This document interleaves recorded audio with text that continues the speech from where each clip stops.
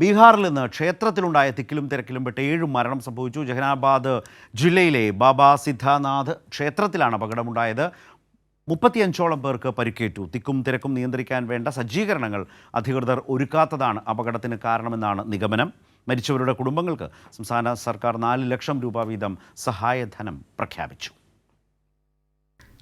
ഇന്ന് പുലർച്ചെയോടെയാണ് ബീഹാറിലെ ജഹാനാബാദ് സിദ്ധനാഥ ക്ഷേത്രത്തിൽ തിക്കിലും തിരക്കിലും പെട്ട നിരവധി പേർ മരിച്ചത്. ശ്രാവണമാസം നടക്കുന്ന ക്ഷേത്രത്തിലെ പ്രധാന ആചാരങ്ങളിൽ പങ്കെടുക്കാനെത്തിയവരാണ് മരിച്ചത്.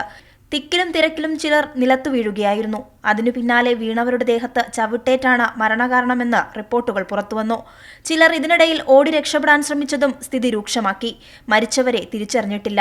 പരിക്കേറ്റവരെ മഖ്ദൂംപൂരിലെയും ജഹാനാബാദിലെയും ആശുപത്രിയിൽ പ്രവേശിപ്പിച്ചു.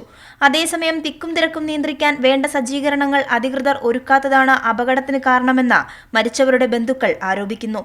എന്നാൽ വീഴ്ചയുണ്ടായിട്ടില്ലെന്ന ന്യായീകരണവുമായി അധികൃതരും രംഗത്ത് വന്നു. സ്ഥിതിഗതികൾ നിയന്ത്രണ വിധേയമാണെന്ന് ജില്ലാ മജിസ്ട്രേറ്റും അറിയിച്ചു. അതേസമയം മരണസംഖ്യ ഇനിയും ഉയർന്നേക്കുമെന്ന ആശങ്കയും നിലനിൽക്കുന്നുണ്ട്. കൈരളി ന്യൂസ്, ദില്ലി.